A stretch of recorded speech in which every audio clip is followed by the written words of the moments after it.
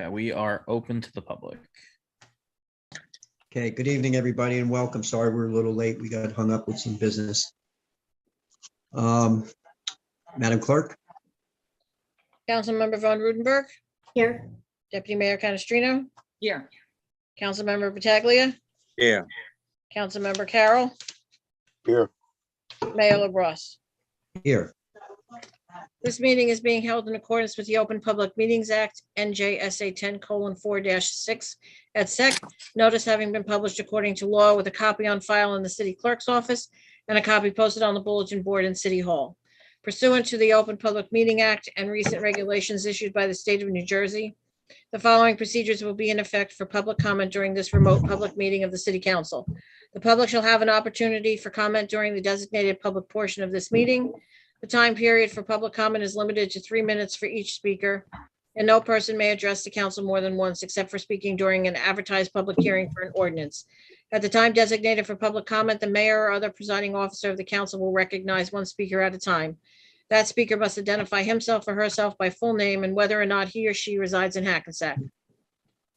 No other member of the public is permitted to speak unless recognized by the presiding officer, and other remote attendees may be muted during that time if necessary to eliminate background noise. Meeting attendees shall exhibit appropriate demeanor during this meeting as required by Section 37-15 of the City Code. In the event any member of the public becomes disruptive at any time, that individual may be muted by the presiding officer and will receive a warning that continued disruption may result in being prevented from speaking or removed from the meeting entirely. The Zoom meeting platform has a texting function. However, this is to be used only for the purpose of advising the city's IT staff of any technical concerns or issues. The public may also submit written public comments to be audibly read into the record by the city clerk during the public portion of any remote public meeting of the City Council. Comments can be submitted by regular mail or by email to asab@hackensack.org. Comments received less than 5 hours before the start of a meeting may be carried to the next meeting. Any person who actually speaks during the public comment portion of a remote public meeting may not also have a comment read into the record. The city clerk will stop reading a written comment into public record once it reaches the 3-minute limit. Duplicate written comments may be summarized and noted for the record in a consistent manner. Thank you. Frank, could you bring the flag up, please? And would everybody please rise for the flag salute?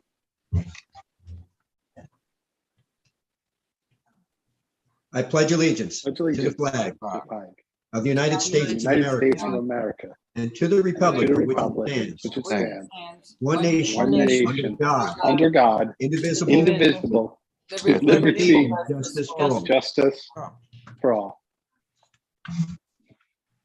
Thank you. And with that, we'll go right over to Vince. Hey, Mayor, before we do that, Yes. just want to, for the record, as usual, announce that we did have a closed executive session before this meeting. We did talk about 3 pieces of litigation. The litigation, the De Leon litigation, the Victor Vasquez litigation, and the Richard Levis litigation. So just want to put that on the record as per usual. Thank you. Mhm. Okay. Thank you. Item number 1 is going to be a presentation from our CFO, Jim Mangan, on the ARP mini grant and an update. Good evening, Mayor, everybody. What I wanted to do tonight was just give you an update on the status of the ARP mini grant program. Just to recap, okay, we got, when we received our stimulus funds from the federal government, our funds were earmarked to replace revenue that was lost during the COVID-19 pandemic. However, the mayor and council made a decision that they wanted to take a portion of the proceeds, the stimulus funds, and help people that were directly affected by the pandemic, specifically low to moderate income residents with rent relief and small businesses that suffered revenue loss. So we rolled out this program back in October, and as of today, we've awarded 87 grants for rent relief to individuals totaling $174,000 and 59 grants to small businesses totaling $146,000. A typical rent relief grant was $2,000 and a typical small business grant was $2,500. Okay. And I did want to remind everybody that the program still continues. Okay, you can still go on the city website on the homepage and apply.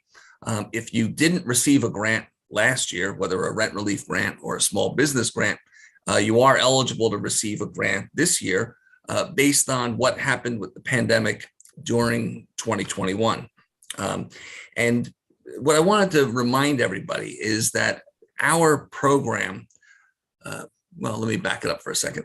Our rent relief program, one of the parameters says that you're not eligible if you received money for rent relief through either the state program or the county program.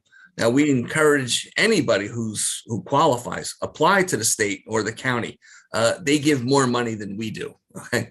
But if for some reason you're denied by the state or the county, or if you forgot to apply to state and county, apply to our program. And because we knew our program wasn't going to allow those low-income residents who already received relief, what we did with ours is we upped the minimum salary, which is why we call our program a low to moderate income rent relief. For example, a single person making less than $82,426 is eligible for our program. Now that income level is considerably higher than both the state and the county. I don't know what their level is. I do know that our level is much, much higher. Okay. And I just want to remind everybody that we are still accepting applications. It is on the city website. You apply online. The process is very simple. We try to keep it as simple as possible. And we'll continue this, and I'll continue to provide updates. But there was one, I just wanted to offer one commentary on this program.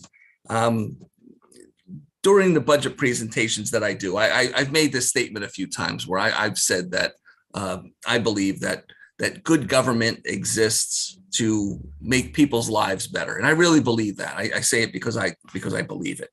And I think this program is an excellent example of that thought. And I've spoken to a lot of the people that have received these grants, mainly because they received the grant, and in order to get their money, they've got to navigate their way through our purchasing process, which for anybody who's never dealt with it, thinks that it's ridiculous and overwhelming. Because it is ridiculous and overwhelming, but I've had the opportunity to speak to a lot of the people that receive these grants, and the gratitude and the appreciation, it's really, really heartwarming, especially for somebody like me that believes that these are the things that government is supposed to do. The people that are affected don't tend to write letters. They don't tend to send emails. But when you talk to them on the phone, they're very expressive of the gratitude. But I did get one letter that I did want to read because I thought it was indicative of the others that I spoke to on the phone. Okay, but I want to read this one letter. I'm not going to give the person's name because the person's fallen on hard times and that wouldn't be fair. Dear Mr. Mangan, I'm personally very happy to hear the news that Hackensack is going to help me get back on my feet.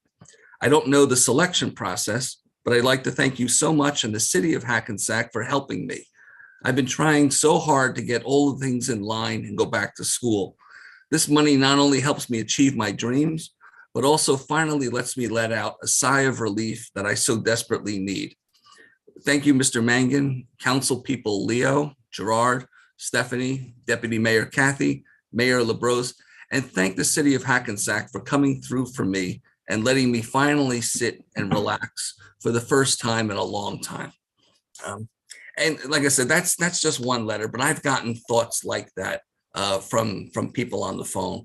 If you recall, back in December, we fast-tracked the first batch of grant applications to try and get them out to people before Christmas. And we had a lot of people that were really appreciative of that. Okay. Again, I tell everybody, if you suffered any kind of revenue loss because of COVID, apply on the program. It's, again, details on the city website. And once again, I do want to sincerely thank the Hackensack Regional Chamber of Commerce, Lauren Ziza in particular, and the Greater Bergen Community Action for helping us to facilitate this whole program. Okay. Program's ongoing. This will be going for another few months, and I'll provide more updates in the future. Anybody guys any questions, I'd be happy to answer. No, it was a great letter, and it's nice that we were able to do this for people. And it was a great decision to share this money instead of just using it within the city itself. And to give some of our residents and our businesses who took it, hard hit, give it back to them. So I think it's great. Appreciate it, Jim. Good job, Jim. I'll jump in there too. I went with Lauren Ziza and we distributed in person a number of the checks to the local businesses, and the feeling was much the same. They were thrilled that, like they said, even if there's 1 or 2 bills that we can move off our plate with this, they were very, very appreciative and happy that the city was taking this step to get this done. So thanks for your hard work, Jim, and making it happen. And hopefully we give some more out this year too.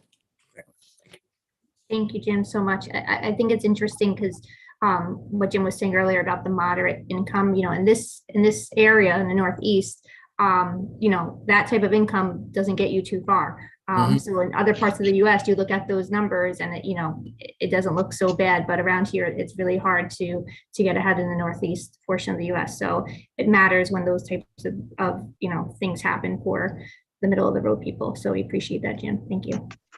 Yeah, one of the things we were worried about was that people would see low income and say, well, I don't qualify, but we encourage everybody, at least apply, you've got nothing to lose. So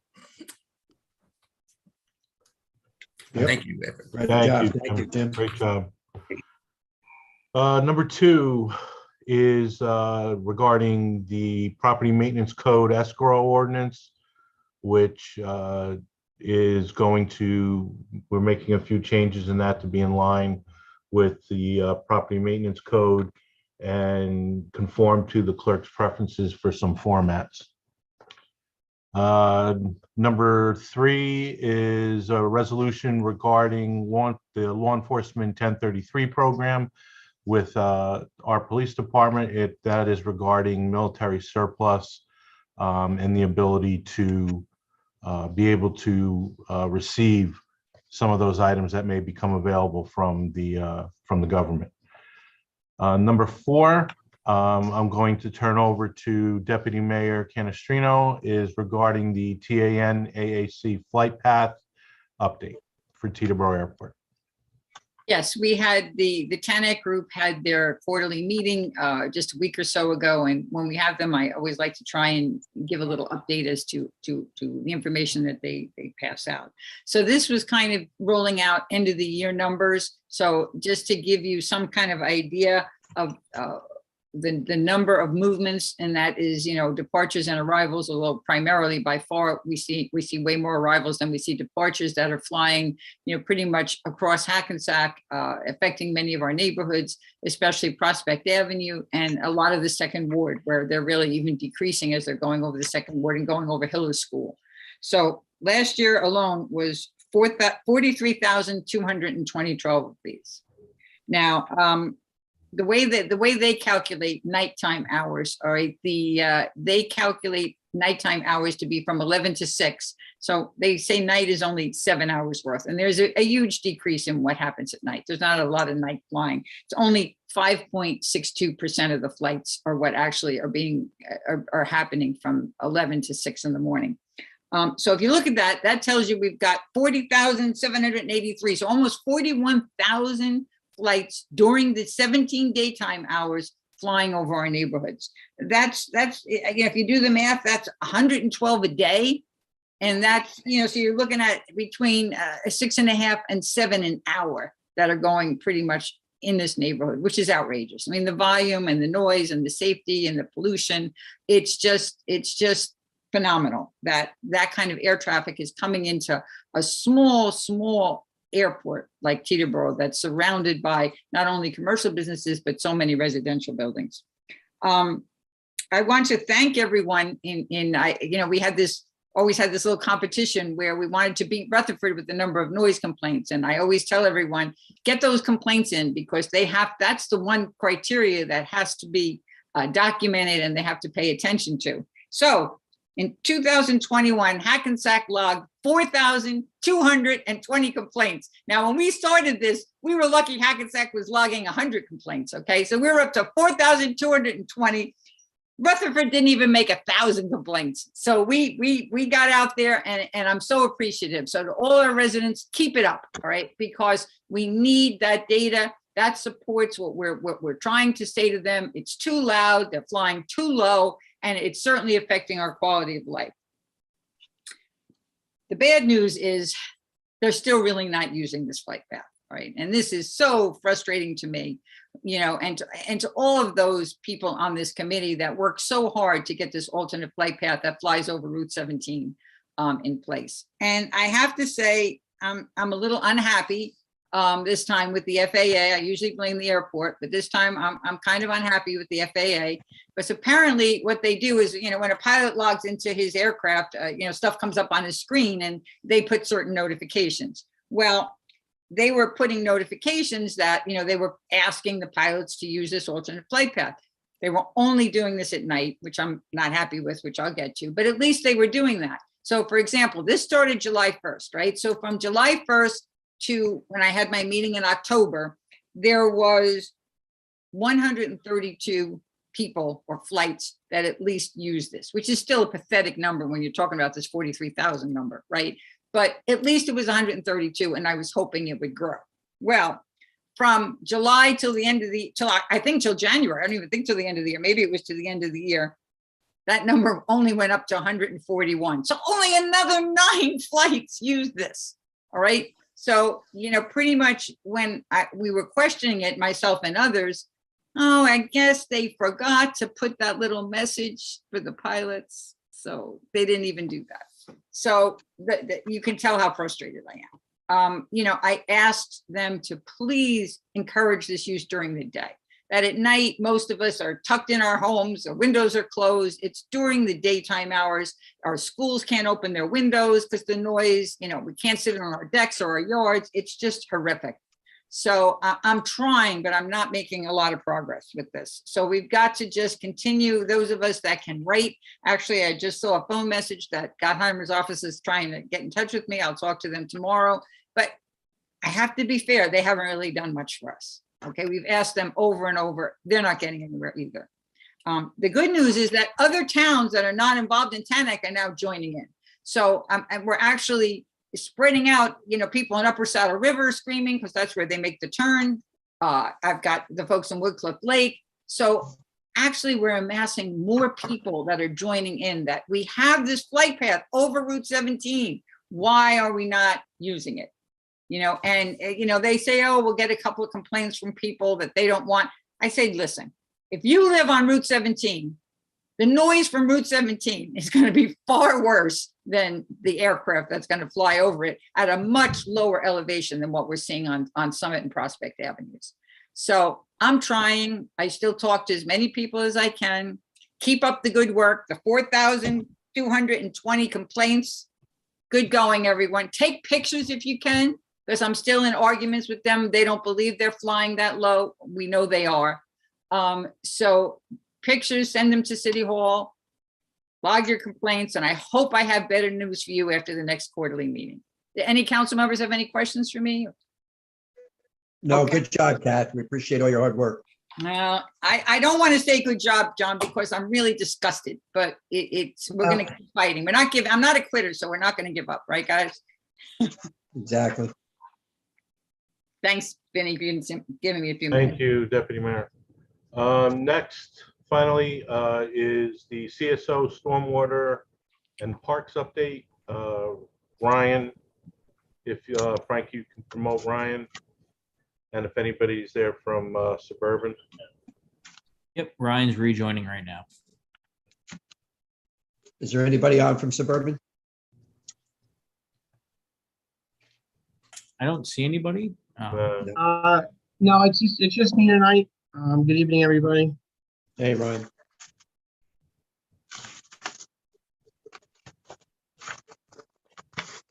The screen.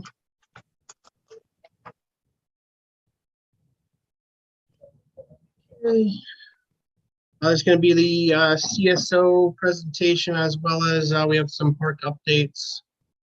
And also I took some notes on some paving, if like that, or I could save that for next meeting.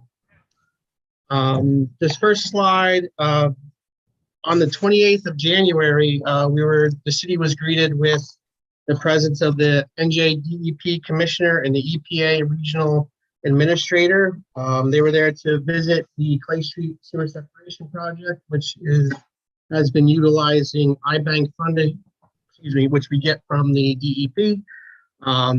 They came to take tour the site. It was nice of them to visit. I mean, as you can see in the photos, it was snowing, and they were there for, I would say, probably at least 45 minutes. It was a good visit. CFO was there, city manager was there, Deputy Mayor Canashino was on site. It was good. They recognized the city's efforts in pursuing the funding that's available. And the city of Hackensack anticipates receiving a total of around $11 million in principal forgiveness through the Clean Water State Revolving Fund for the city's Main Street and Clay Street localized sewer separation efforts. This is achieved through the Clean Water State Revolving Fund program over the course of 4 consecutive state fiscal years. The DEP Commissioner and the EPA Regional 2 Director found this success noteworthy, and they wanted to pay a visit. I believe the link was posted on city social media. They took a short video. So if people want to reach out and look at that, I would check out the DEP website or the city Hackensack social media. Completing these projects through the Clean Water State Revolving Fund enables the city to address flood mitigation and combined sewer overflows, permit compliance, with less impact to city taxpayers, which is a key highlight of the program.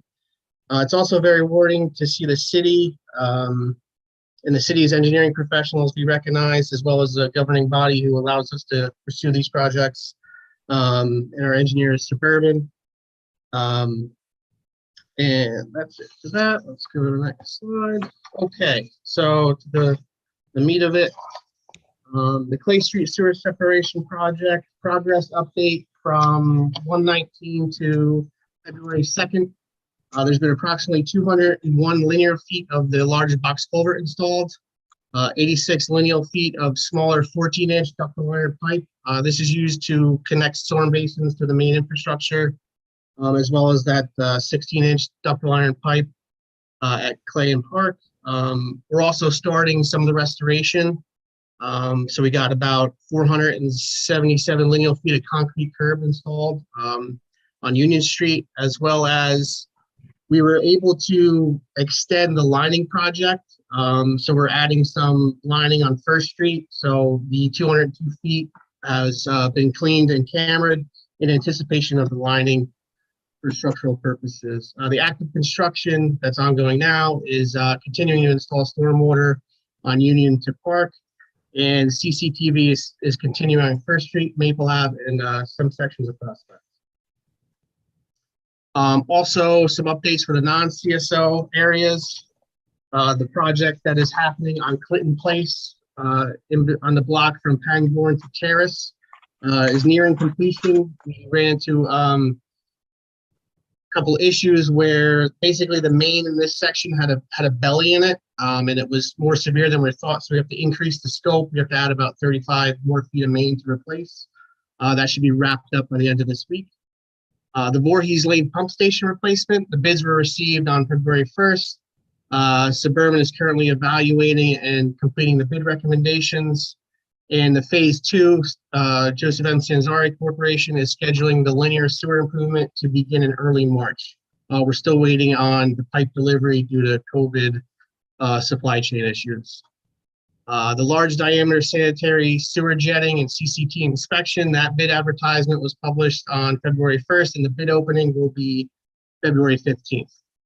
Hudson Street, which includes Warren Kennedy Streets, the stormwater conveyance improvements, Last council meeting, the project was awarded to Vortex for a little over $141,000. And Suburban is currently coordinating the signed contracts to get this project going. And we have a park update, style improvements, the concession and restroom facility. The material and color selection was approved at last council meeting or CAL meeting. This project is anticipated to be completed for summertime use, which is good. Columbus Park, the contract is being finalized. That project was awarded as well, or it's going to be awarded tonight. And the courts are going to be anticipated to be used for summertime. That's going to include the new basketball courts here, as well as multi-purpose futsal, volleyball, and tennis down here. In the design agency review, the Johnson Park sports facility is still ongoing. We're continuing with design and value engineering. And Fashini Park, the permitting for field improvements is in progress, and anticipated permit submission is going to be next month. And that concludes this evening's presentation. Thank you very much, Ryan. Good job. You're Appreciate welcome. it. Thank you. All right, Mayor, Okay. that's all that I have. Okay, I need a motion to open to the public, please. Offer. Second. Roll call. Councilmember Von Rudenberg, Aye. Deputy Mayor Canestrino, Aye. Councilmember Pataglia, Aye. Councilmember Carroll, Aye. Mayor LaBrus. Aye. Anybody from the public who would like to speak, please give your name and whether you live in Hackensack or not, and you will have 3 minutes. Frank, you have the clock ready? I do have the clock. There are no hands currently raised. No hands raised. Okay, I'm going to give it to the count of 10. Anybody who wants to speak, raise your hand so Frank can let you in to speak. 9, 8, 7, 6, 5, 4, 3, 2, 1. Seeing no one from the public, motion to close to the public. Offer. Need a second. Roll call. Second. Councilmember Von Rudenberg, Aye. Deputy Mayor Canestrino, Aye. Councilmember Pataglia, Aye.